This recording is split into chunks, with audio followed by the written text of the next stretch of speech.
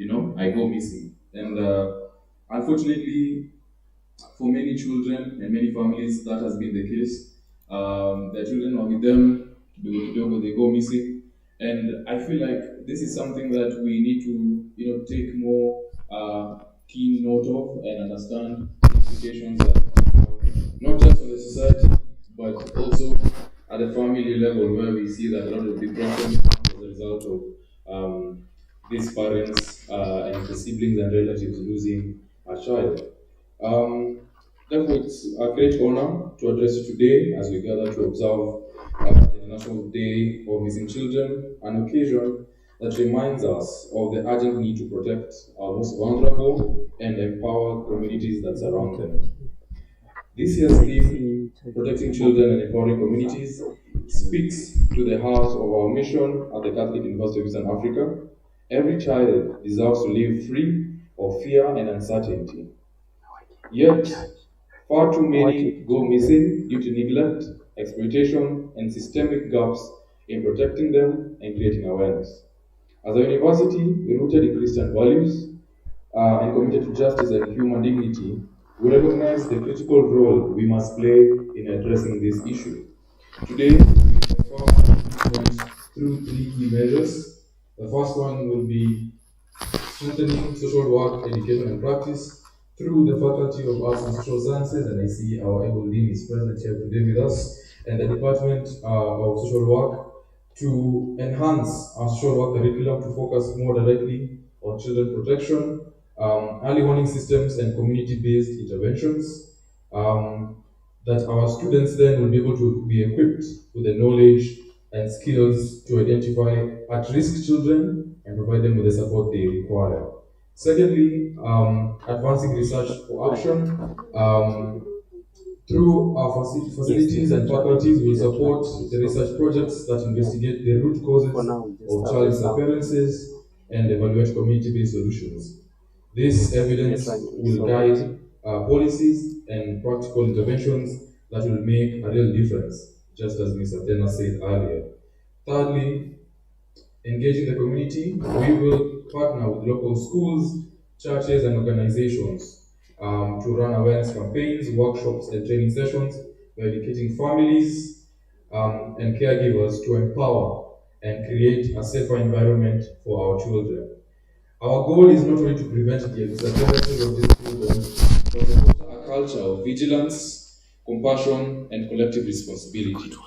Let this be a reminder, not of loss alone, but of the power we hold to change the story. Through education, and community, we can protect every child. Allow me to say this.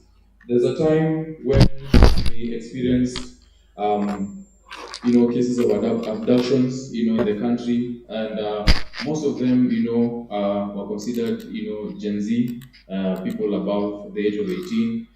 But I feel like was like a wake-up call to sensitize us on the importance of when someone goes missing, not only when they are participating in a protest or they are participating in some riot of some sort, when they go missing, that's when you take note of them. Children can go missing without you noticing. And that's the funny thing about these young ones. You think that they are, apparently they are not. And I feel like this is an important time for us to recognize and understand how important it is to note, the key pointers that will indicate when, one of the young ones is missing. I'd like to leave us with a quote from Winston Churchill. Success is not final, failure is not fatal, it is the courage to continue that counts.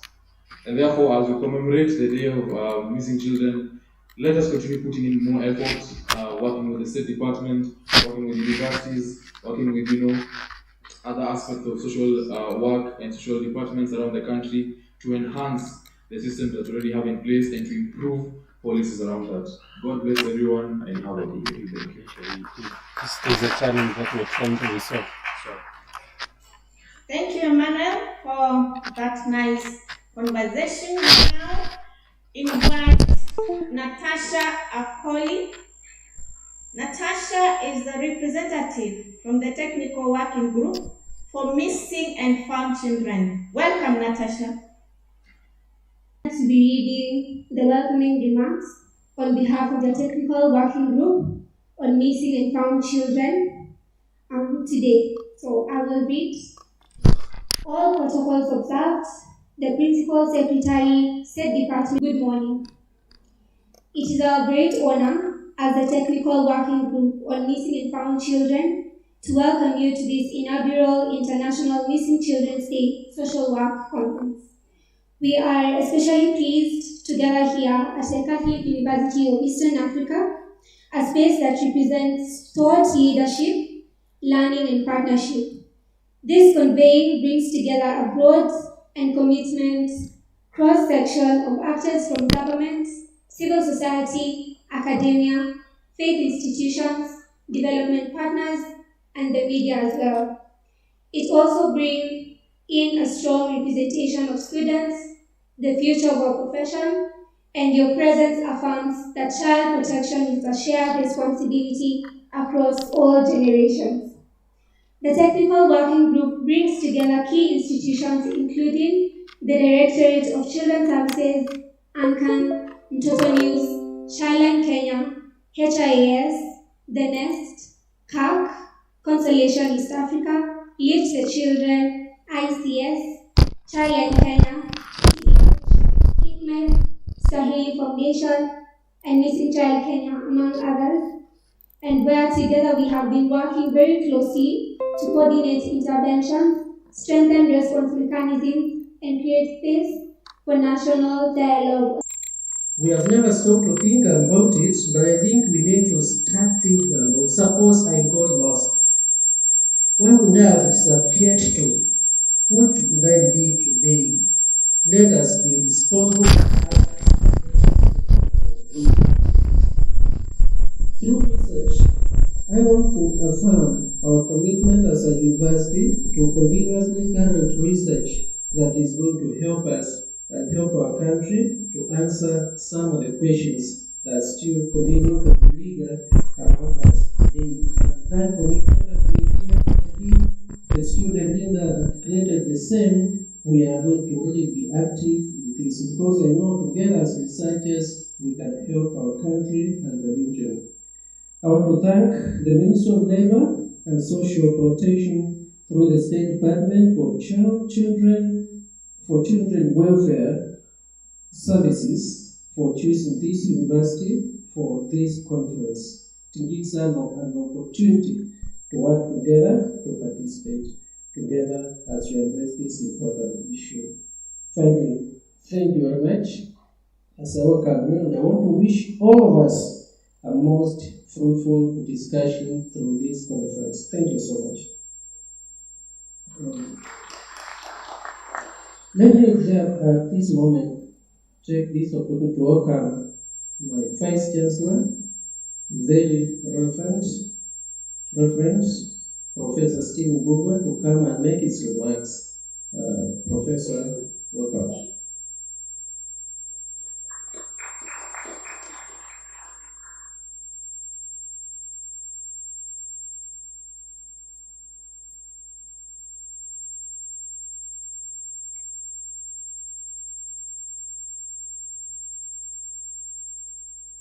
Thank you very much, the DPC.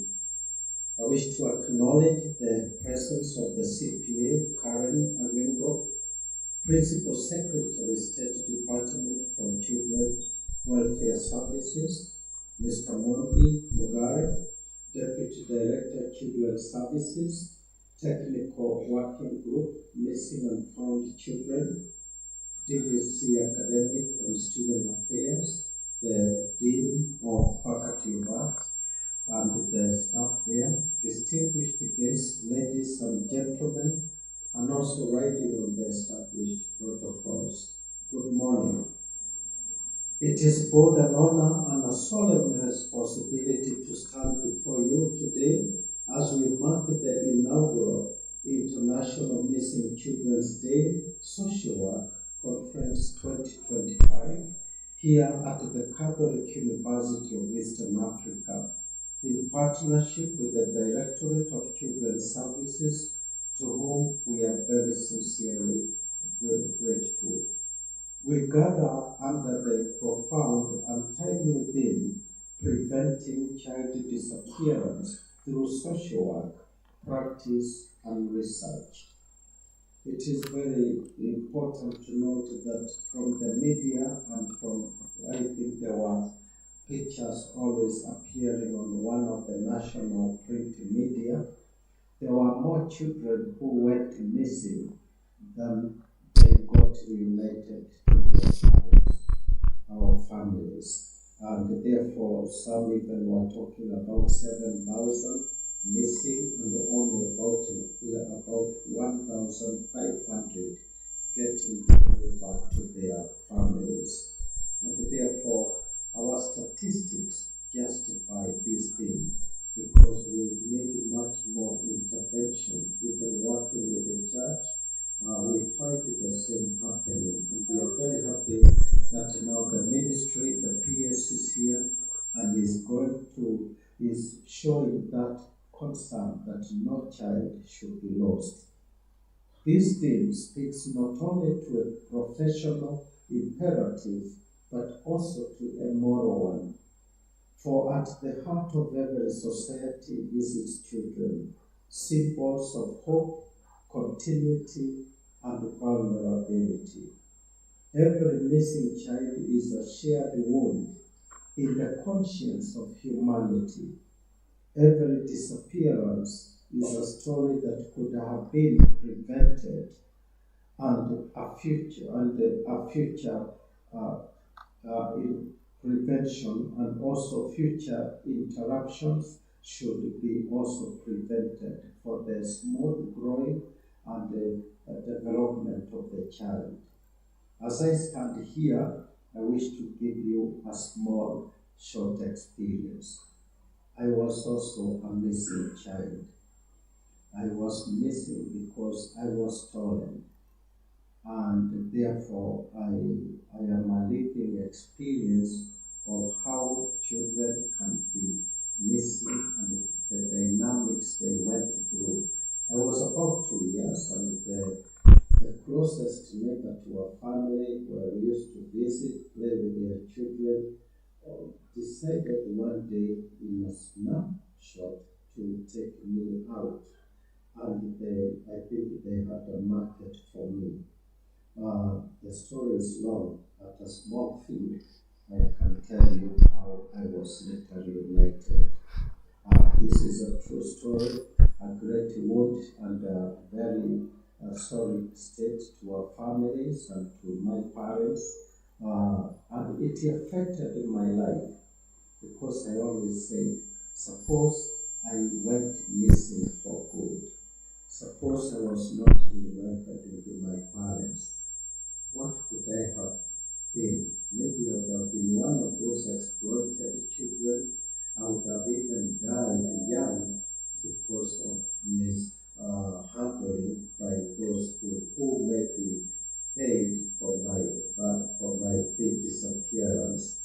I am always grateful, but the experience gave me a lot of gratitude to God. When I grew up, I knew it is God who reunited me back with my families. Human interventions were not possible in those years of my life because the social and the infrastructure set by the government, by the social societies were very, very limited.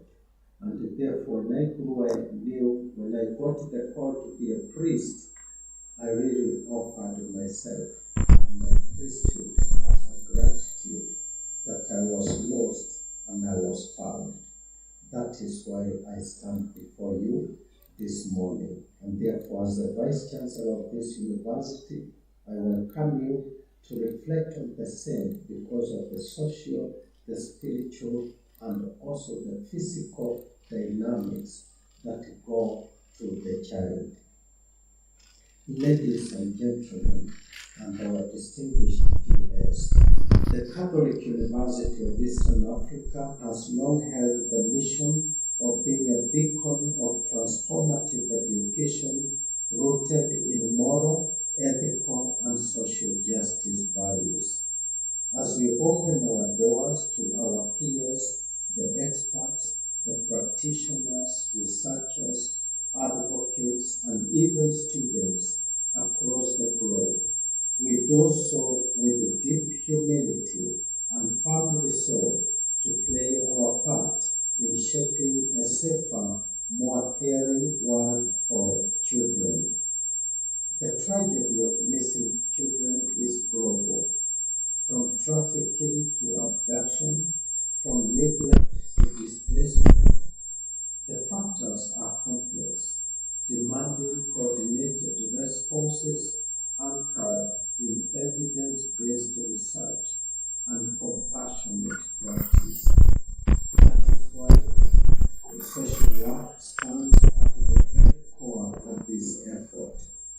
Through frontline interventions, case management, family empowerment, and policy advocacy, social workers remain the vital link between vulnerable people and protective systems. The church also, the schools and other social infrastructures also stand at the very center of such preventive and interventional practices.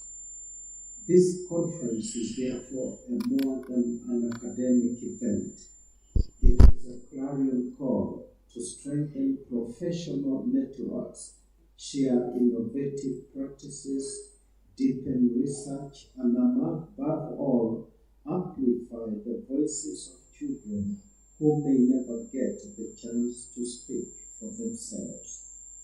Allow me to thank the Directorate of Children's Services for their unwavering partnership. Your work across the country to protect, rehabilitate, and reintegrate children is deeply appreciated. May God bless you for this. Together, we represent a powerful alliance of policy and academia, of theory and practice. And this event has been shown its importance by the presence of our beloved PS in the same docket. To our international delegates, we welcome you. Your presence affirms that child protection knows no borders. May this conference provide the platform for cross-national collaboration, new knowledge, and strategies that will bear lasting impact on the parents and on the society in the prevention of child getting lost. As a university, we commit to being more than hosts.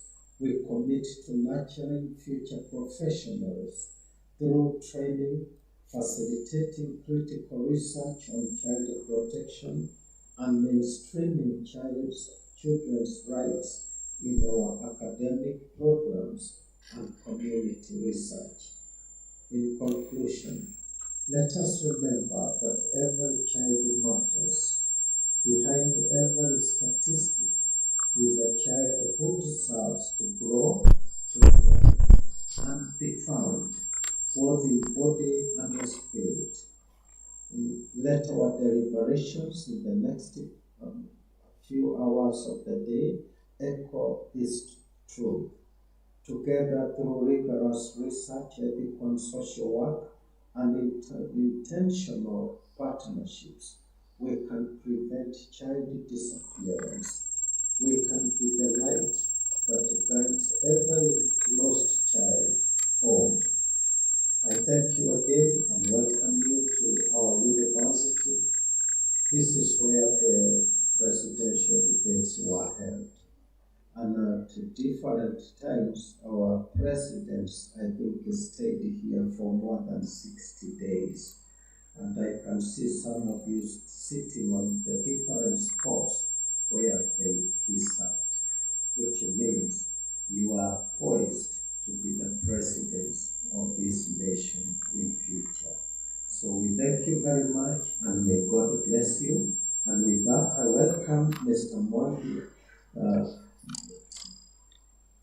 Ngare to invite the PS at the Department for Children Welfare Services. Karibu sana, Mr. Morgan Ngare.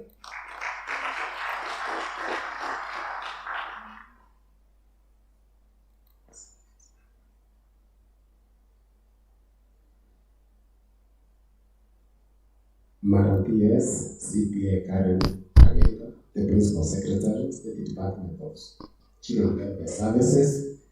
I think all the people who have spoken have not alerted to you that you are less than 2 months old as a state department. That's why you can hear we have used the social protection, now we are in the state department of Children Welfare Services.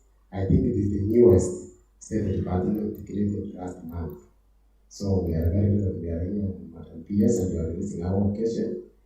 Professor Reverend Professor Stephen Bowa, the Vice Chancellor, Catholic University of Eastern Africa, the Deputy Vice Chancellor in charge of Academic and Student Affairs, the Dean, Dr. Francis Muchoki, where social work is housed, all members of staff, students of Catholic University of Eastern Africa, the technical working group of missing and found children, the CSOs represented here, legal practitioners represented here, all universities represented here. We take this opportunity to welcome you to this conference, and I greet you and I salute you. Good morning. Good morning. I think we deal with the children. With the children, you have to be happy in whatever you do, and you have to be happy. We are glad to be here and to be hosted by Catholic University of Eastern Africa. This is the third university which has welcomed. This is the third social conference on missing children we are holding in an academic institution. We started this university. Last year we became the University of Agriculture and Technology, and here we are. I think this is the third. I think it's good. We are proud Catholic University for hosting us. Acha niseme tuliangalia, tukachunguza, tukaona mahali tutakaribishwa ni hapa na tukakuja. Hatukuanguka nayo, lakini tukaanguka pale ndipo. Nisamee mimi ni mwalimu wa Kiswahili. Kwa hivyo Catholic University tunashukuru sana kwa kutukaribisha hapa. Siku ya leo, as you have seen, the theme is preventing child disappearance through social work, practice and research. I think this is what has been missing.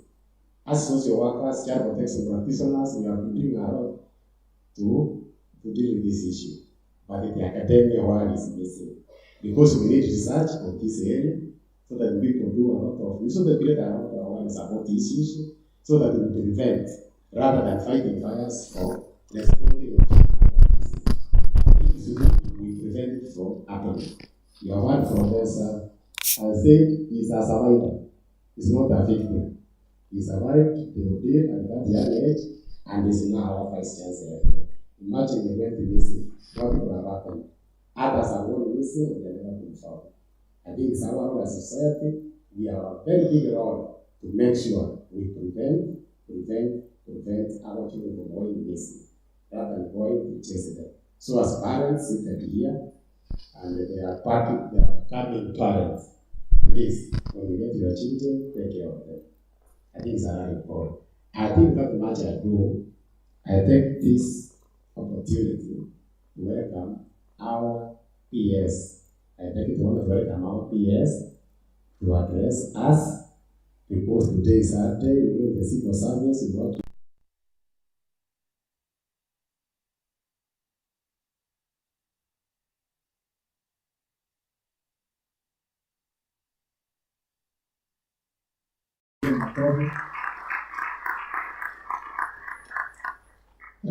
yes.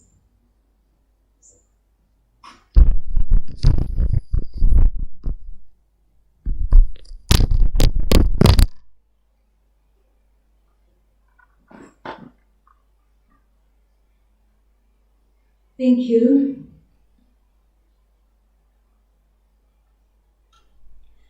The Vice Chancellor, Reverend Professor Stephen Ngare, the Deputy VC Academic and Student Affairs, Professor Justus Munyoki, Dean of Faculty of Arts and Social Sciences, Dr. Francis Muchoki, representatives from various universities in Kenya and internationally, representatives from the government, civil society, and development partners. We have UNHCR representative with us.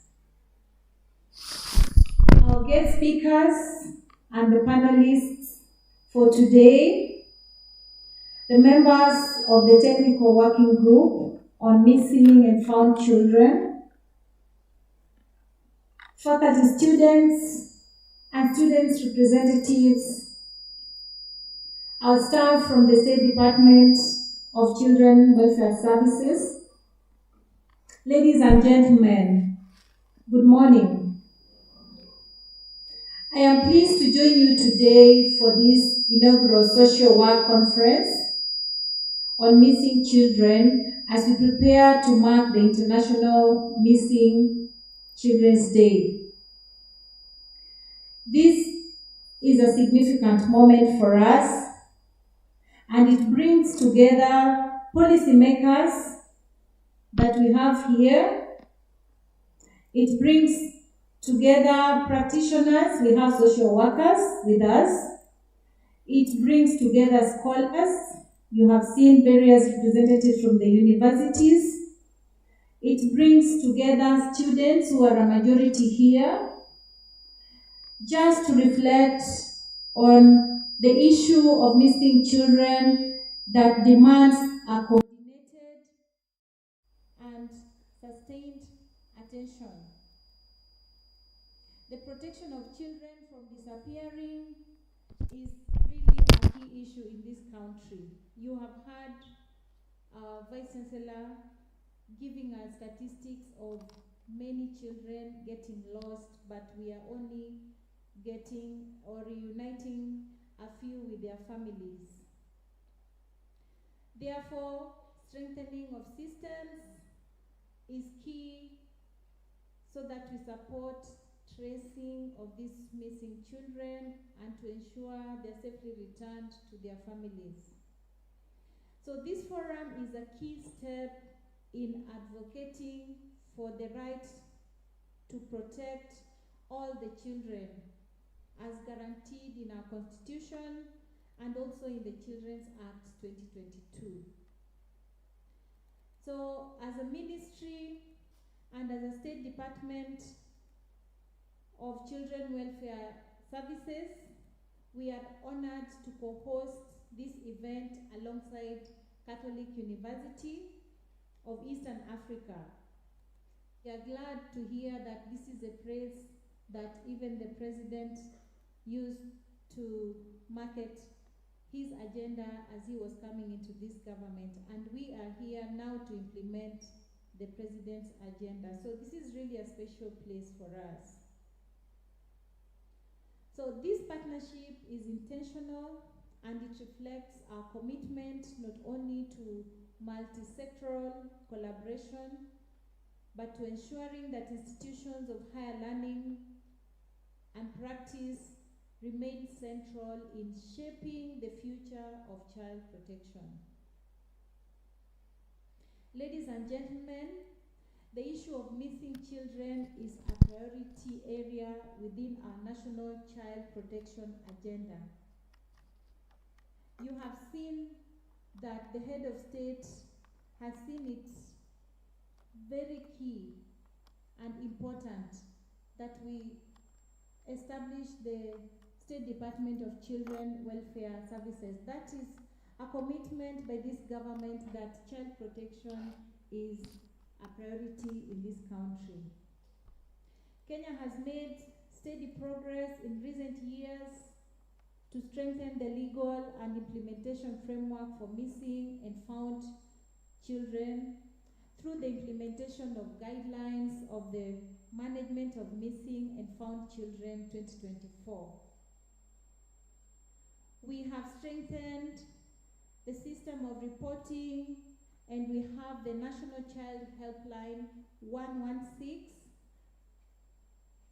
where any missing child can be reported immediately, and our team will be able to take action to support tracing of the children and reuniting them with their parents. We also have the Child Protection Information System, which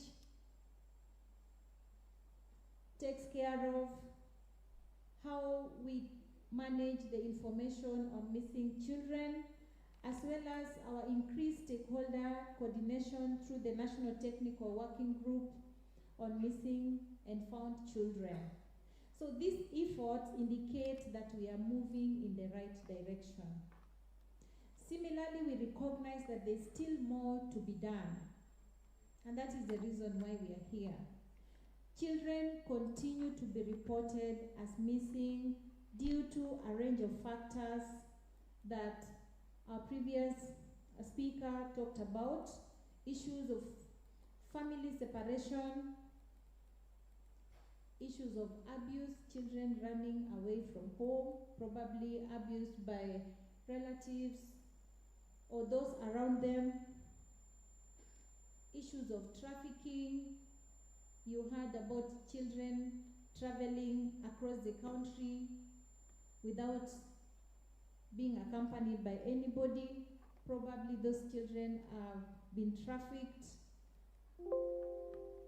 And children running away because of unsafe environments.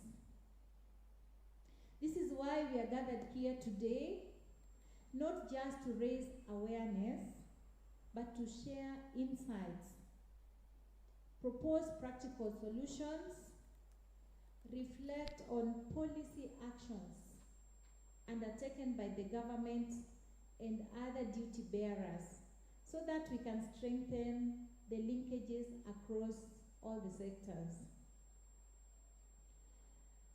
The missing children conversation should not happen in isolation, but it should happen in the wider realm of child protection. So on this day, it is happening in this university, which is a hub of innovation, a hub of knowledge and research, emphasizing why academic institutions are essential in preparing professionals who can respond to emerging child protection needs. So in this university, we are training social workers through the Faculty of Social Sciences. We also do have students like you who are seated here, who are very soon becoming parents. In another 3-4 years, some of you will be young parents. And so even as we discuss issues of missing children, it is important that our young people also know how do they take care of children when they become parents, so that the issue of missing children can be eliminated. Ladies and gentlemen, the two themes guiding today's discussion on innovation and technology and the role of academia and research are both timely and relevant. Innovation allows us to detect, trace, and respond faster. From digital reporting systems to improve case tracking, we must continuously adapt our tools to the evolving risks children are facing. So technology is not a replacement for care, but it is a tool to strengthen care. So the responsibility of care still remains on the parents and the caregivers. Research, on the other hand, grounds our decision in evidence. So as we strengthen the child protection system, we must be guided by data. We must be able to monitor how many children are missing and what is causing these children to me. So that will help us to deal with the issue of missing children. We must rely on our local studies. Here we have a team of experts, people who do research. They should be able to tell us locally what is happening, what is causing this issue, and how can we deal with it. So we need also academic input that speaks to the reality in the Kenyan context. So to our social workers, our children officers, the civil society members present, I wish to commend you for your continued support. Because without you, child protection will not be in place. Your work is essential. You are on the front line protecting our children, and forums such as this are intended to support your role through knowledge sharing and policy dialogue. And to our students who are present here, this is more than just an academic gathering. So it is a reminder, as I said, you are future parents, that your future work will shape the safety and well-being of children across this country and beyond. So engage fully, learn deeply, you are part of the solution. So I have had a chance to look at the profile of our speakers, and these are experts in issues on children. Ranging from the government institution, I saw an expert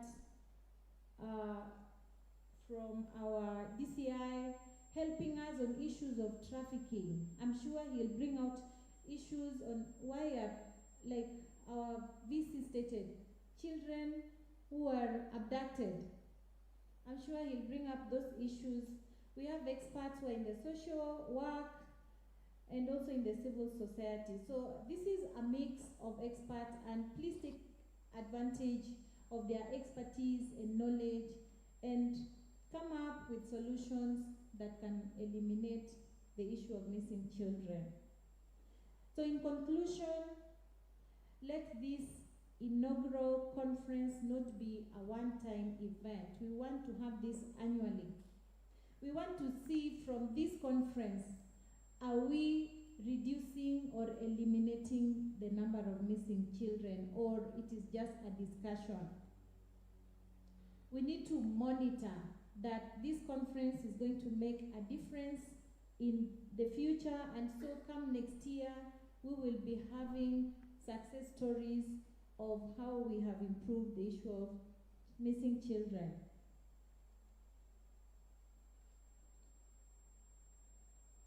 So as a ministry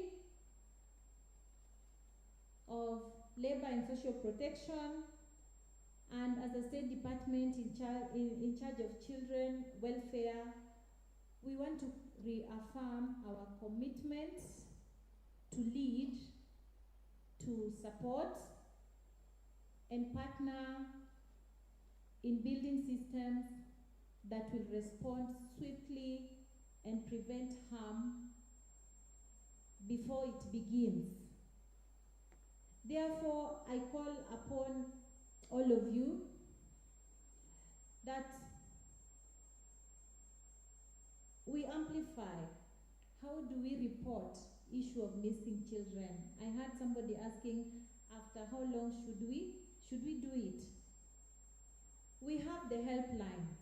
How many people use our helpline, the national reporting helpline? When a child goes missing, do you know that we have 116 toll free that you can use to report on issues of missing children? As you live here, please take that number, and any child that is missing, wherever you go, as you talk to various stakeholders, tell them about this 116, a toll-free line where we can report any missing child. So once again, I wish to thank you very much, and I want to wish you a meaningful engagement as we start this conference. May God bless you.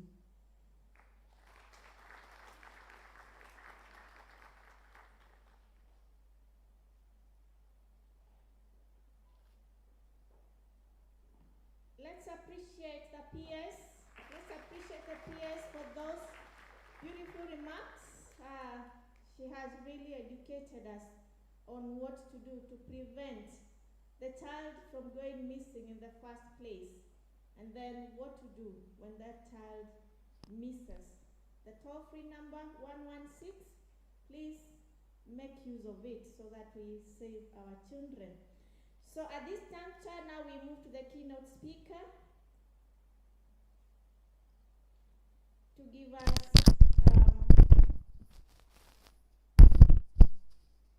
we move to the keynote speaker, Advocate Enrica Dulo. Enrica Dulo is a family law practitioner and a legal expert on surrogacy. Let's appreciate her as she comes to talk to us about what to do. She's going to talk to us about family law matters, what we need to do when the child goes missing, and even before that. Welcome, Enrica.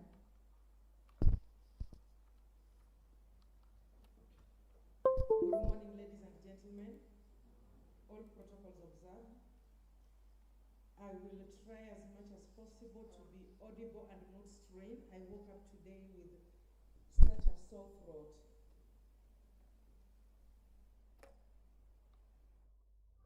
Briefly to introduce myself, as you've been told, I'm a legal practitioner. This is only my 21st year in practice as an advocate. And I've decided to build my specialty in family law practice with a bias on the rights of the child. And I ran my own law firm. But before I went into private practice, just when I finished law school, there's a lady who knew that I'd gone to law school, and I think she'd met me when I was young. So she told my mom, ask Enrica to come and see me at the office. So I went, and she had just started this new NGO, the Credo, and she told me, why don't you spend a day with us, see what we do, and if you like it, you can start interning with us. And that was Honorable Millie Odhiambo. She wasn't the fiery MP you know now, and I worked under her closely for 14 years.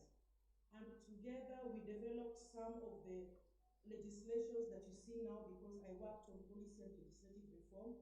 Together we developed the Victim Protection Act, the Counter-Trafficking in Persons Act, and we were quite instrumental in reviewing the Repealed Children Act.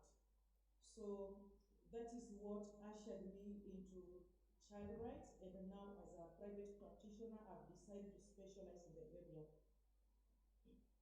Now, previous speakers have defined what a missing child is, so I have that in my speech and I'll be brief on it. What do we mean when we talk of a missing child?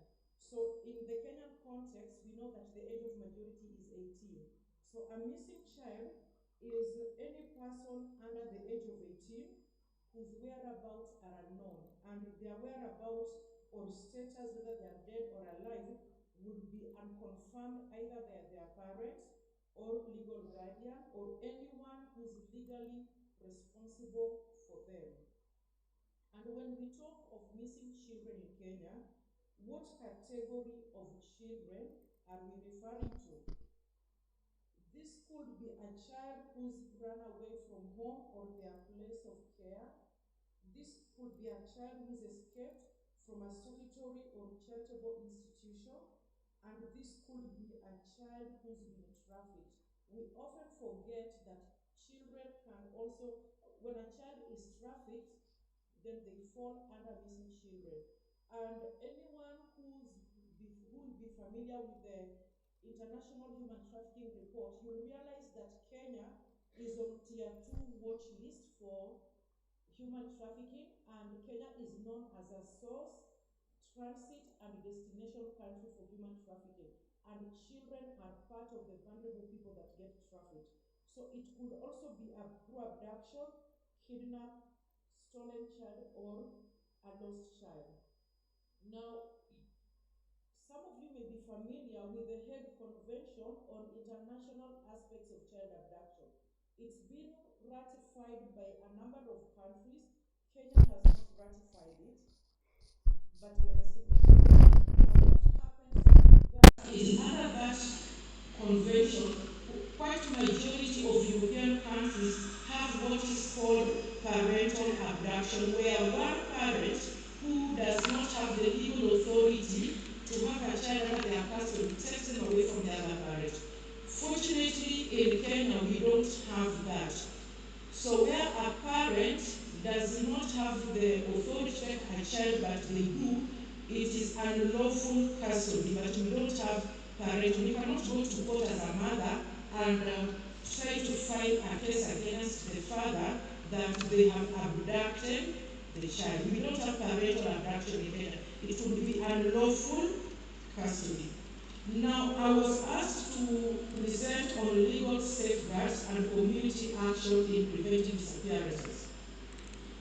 Now, like any good lawyer, the first place I went to is Kenya law to find, do we have legislation, probably that was passed last night, on missing children, because as far as I'm concerned, there's none. So I had to go to Kenya law and check, maybe Parliament passed one last night and the President quickly signed the law.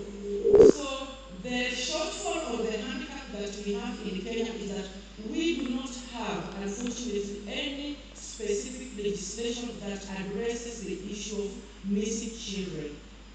However, that does not mean that we do not have legislative framework in other legislations that can address this issue. So I'm going to mention these a few, but first allow me to start with the regional and international legislative or normative framework. So principally, internationally, we have the CRC. This is the UN Convention on the Rights of the Child, but more specific to our context and addresses a lot of issues that we face in Africa, because in Africa we still have armed conflict, we have children being used in war, which the CRC doesn't address. So we have our own regional treaty that addresses this. We have the African Charter on the Rights and Welfare of the Child. And then other instruments, or there are also protocols. We have the East African Child Policy. We have the protocol to prevent, suppress, punish trafficking in persons, especially women and children. We have, we even have the Refugee Convention. We have the regional one under the AU, and we have the international one under the UN. And again, what most people fail to realize is that refugee children or asylum children also fall under the category of missing children, especially when they are unaccompanied. The child may not realize they are missing, but they come from a family setup, and where they are refugees, they've crossed the border. So they are categorized as missing children. So we go to the national normative framework. Even though Kenya does not have specific legislation that deals with children who are missing, as I've mentioned, we still have provisions in other legislations that addresses aspects of missing children. So under the Constitution of Kenya, Article 53, we have the rights of the children protected, and key principle is safeguarding the best interests of the child. We have the Children Act 2022. This act repealed the previous one, which was the Children Act 201. We have the Counter Trafficking in Persons Act, which I helped develop. We have the Witness Protection Act. We have the Victim Protection Act, which I also helped develop. And in Kenya, the government, and in Kenya, the Ministry of Labor and Social Protection has released guidelines on management of children, of missing children found in Kenya.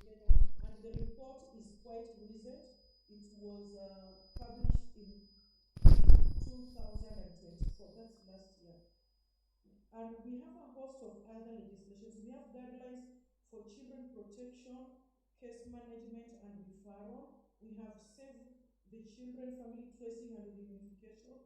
We have Case Workers Guidebook, and we have guidelines for the alternative family care of children in Kenya.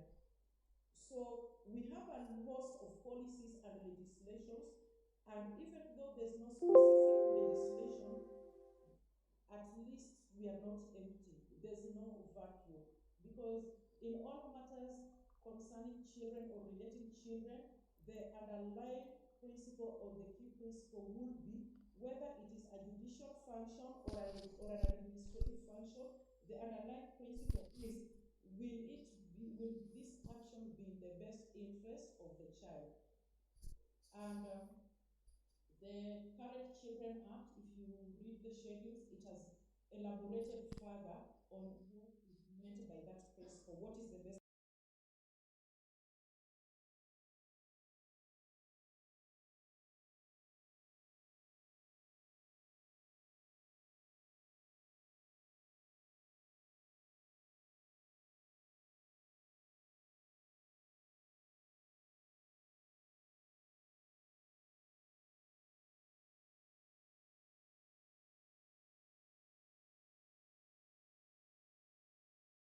Work with of online who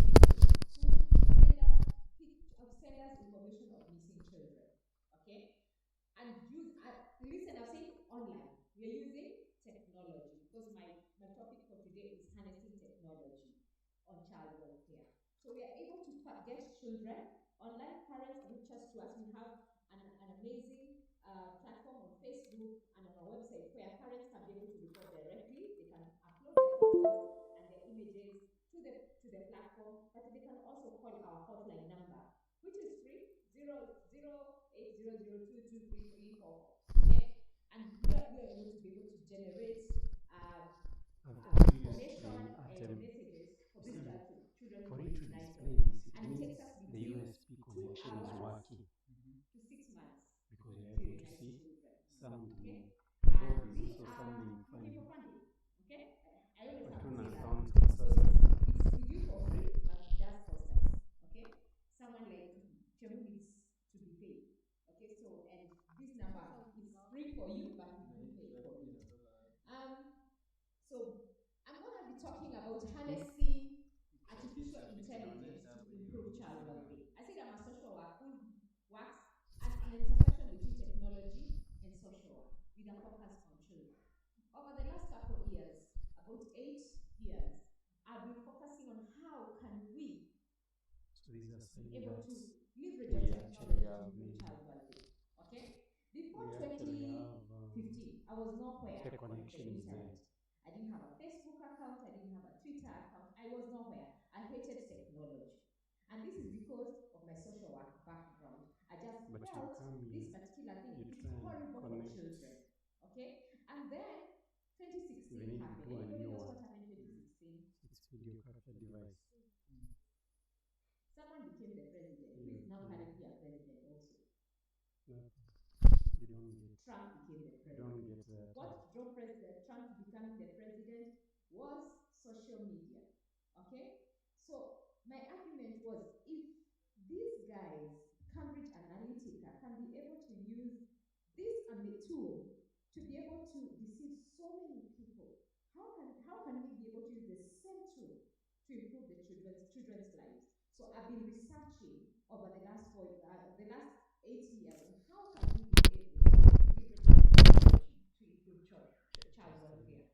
As social workers, how can we be able to plug into this amazing tool to be able to improve child welfare? So for this particular presentation, I'm focusing on artificial intelligence. So you guys can use others, but for this particular, I'm just going to be focusing on artificial intelligence. So that's my name. You can Google me. I like being Googled. I'm gonna skip that. And then I'm going to spend 1 second to say, anybody wants to tell me what is artificial intelligence? Anybody wants to try? What is it, AI? But you guys have been talking about AI for the last 3 years, since 2022. What What is AI? Wow, guys. Eh? Some mkianza kuniacha hapa hivi, I become very worried. Okay? So AI is machines, basically. There's nothing artificial and there's nothing intelligent about AI. Okay? It's someone behind a computer coding, mixing things. Okay? To be able to get a particular output. Okay? So I'm going to, this was supposed to be an interview. So that I'm given 20 minutes. Everyone, and I'm not talking about ChatGPT. Yes, I see you, students. I see you use ChatGPT. I'm not talking about ChatGPT, okay? Because I know all of us use ChatGPT, including myself. Okay. For me, when I was doing this, I had to verify with ChatGPT is the data that I'm using correct. Okay. So not ChatGPT. We use artificial intelligence in our different ways. Okay. How many in the morning you call for an Uber? Anybody call for an Uber in the morning? Okay, anybody with an Uber app or Bolt or anyone? That's AI in its own. You might, like my professor here might be anti-ChatGPT, but because you're using Uber in somewhat, you're using AI. Okay? So AI has come to make our lives more efficient. So I'm just trying some form of how we use AI. M-Pesa, okay? Why it's called what? The woman who helps you to get your way around Nairobi, okay? All that is AI. So AI did not start 3 years ago with ChatGPT. It started over 50 years ago in the 1950s, okay? But because then we did not have the right infrastructure, we did not have the enough data. That way we have not been able, we are not able to get the outputs or use AI the way it's being used right now. Okay? I made this presentation in 2019, and 2019 then it was not a big thing. Okay? But now in the last 3 years things have changed. Okay? But why now? As I say, infrastructure has really improved. Okay? We have lots and lots of data. We have better storage in terms of it's cheaper to store data. In the 1950s, your server would be as big as this room. But now your server is a small thing at that corner. Okay? So that has made it very easy. And you asked me how has, and then you go processing. Okay?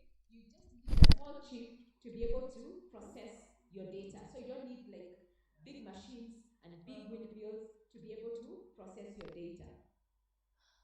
And again, we have lots of data. Okay? 200% in the last decade. And in the last 5 years, since COVID, data has increased by 100%. Okay? Anybody knows why? There's been an increase in data. Anyone? Hey, I'm talking to very young people. I can say from here. Why do you think we have seen an increase in data? Anyone else try? Okay, everybody get out your phone. Everyone, get up your phone. Go to your popular social media platform. Take me a beautiful photo.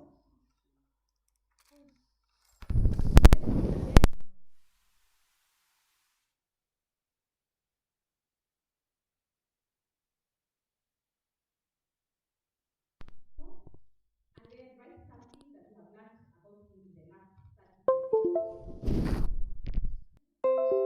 How many have posted? I can see you guys have posted. Thank you so much for increasing the amount of data that we are using. Okay? And actually, we have increased data from Africa. Okay? Thank you so much. And that's why data has increased because of use of social media. Okay? Social media has resulted to an increase in data. And then, there you can see, you've increased the amount of data. So I'm just going to go through this. So data has different, but it has volume, veracity, variety, and value. So we have, like now you've taken a photo of me, okay? And probably you have put a music, isn't it, for your TikTok so people can be able to, isn't it? That's a music thing. And then you have written, okay? Those are different data points. You have taken an image, you have put a text, and you have put an audio. So those are different data points because it's variety. And because of that, we have a lot of data that we are able to make things. Chill, I'm coming back to social work very soon. Okay, sorry, something has happened here. Sorry. Okay, so how is artificial intelligence made? So you see, you guys have just taken a photo of me, okay? And then that someone behind the machine takes that data and they take data and they say, they want to know what, so for that intelligence to know it's Jennifer Kaberi. So next time you're Googling me, it will come out Jennifer Kaberi because they say, the hashtag is missing child Kenya, they have put at Jennifer Kaberi, that face we do facial recognition, it looks Jennifer Kaberi-ish. The Jennifer talks about children most of the time. So the artificial intelligence tells them that, the AI says that, that is Jennifer Kaberi. So that is the process. I'm just summarizing it because of time. And then you have different forms. I've skipped a couple of slides. So there are different types. And these types, as a social worker, we need to use every type of these types of okay? Automation, okay? This is where we're using AI to do for us some kazi, okay? Like for example, nowadays you don't need to develop an invoice. You say you put numbers this and then it generates for you an invoice, isn't it? And then machine learning where it reasons for you, okay? Students, I know it's very difficult to do research and you've been given a paper that is due 3 days. So you put data and then it generates for you, it results for you. And then deep learning, this especially is very good for social workers. It can help you. How many of them you guys have done psychology? You are aware of DSM's things, isn't it? So now you just need to put the symptoms, okay? And it will generate for you. We think this child or this person has this particular mental health issue. And then foundational models, generative AI. Okay, these are what now we are all using in ChatGPT. And then you have different types. I'm going to skip that. Please take a screenshot if you can. And then how is AI being used by other people? And here I want us to challenge ourselves. I know it's tiny, but Uber, I've already talked about Uber, isn't it? If anybody has a Naivas, a Carrefour, a Quickmart, whoever, or you have Kilimall, Jumuia, Amazon, anyone? Kilimall. Guys, you don't have a Kilimall? They have very cheap stuff, by the way. I'm just giving you a plug. Very cheap, 200 bob. You can get really nice stuff. Okay? So all the Kilimall, they're using AI, okay, to be able to bring this stuff to you. Okay? Education, there's a lot of edtech going on. Communication, okay? That's like social media, okay? Okay, right now there's a lot of AI doing our communication. Media, okay? Hospitality, entertainment, sports, okay? How many are into gaming, Roblox, Minecraft, Fortnite, Angry Birds, Candy Crush, okay? So all those games, those are sports people are doing. And then online shopping, agriculture. So you've seen those things that water, they actually detect when the moisture is kidogo in a release margin. Sindio? Cybersecurity, my friend from CID will come and speak about smart homes, okay? So but for us, this is how I'm going to go very fast. In a life of a child, AI is used in the continuum of childhood. Okay, from the time the child you conceive, you go to the hospital, there's a machine that detects this child and tells you how big is the child. Okay, nowadays we don't go, you do the stomach, unafinya hivi, unavuta hivi. No, you just go, they do a scan, and they tell you how big the baby is, how the weight of the child. How do they use that? They use AI, isn't it? And as the child grows, they're using AI, including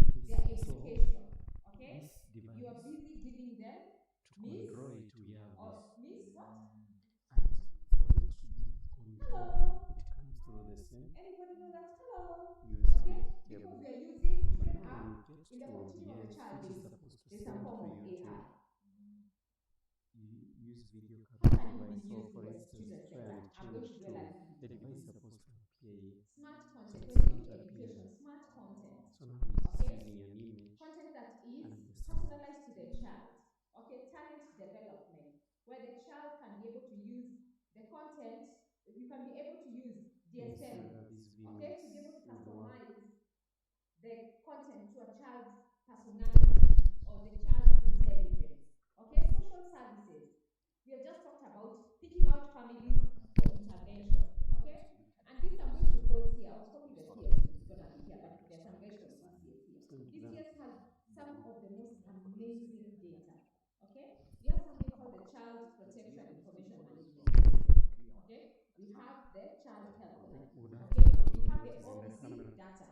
Okay, all that data. Can you imagine if this can be enhanced to be able to come up with models, AI models, to be able to pick up when a child It's is already in need, seen. or which area. Nothing is going on. Let's get back on this computer. Okay, so how can we be able to use this data to create models? Okay, child protection assessment. Okay, instead of us, for those who are social workers, the way we do the assessment, it's very rigorous, isn't it? But using an AI model, you can be able to do very intensive child protection assessment. Simply simplify case management systems. Okay? So if it's a referral system, you don't have to do the referral. When you already have the case management system and when you've done the case, the system automatically refers a child to a service provider. In 5 minutes I'm done. And then child health, and then mental health support. I've already spoken about DSM-5. And then that is, please take a screenshot. This is how the continuum of how we can be able to use the AI, from getting calls up to the final surveys. And then at 2019, we worked with Zindi. It's an AI development organization and China in Kenya, and we developed them a model that predicts the number of cases that they can be able to build. And this model was supposed to help to increase efficiency with at Chadland. Okay, so they will tell them, please deploy more child counselors, please reduce. So we're hoping it's going to be deployed very soon. So what does this mean? We need to continue generating data. We can't stop reading. Okay? The AI is here. We can't stop it. It's for us to be able to conform or we'll be conformed out. Okay? What needs to be done? Please take a screenshot. Please work with your leadership. Okay? And it can be a bit, especially if you're older generation,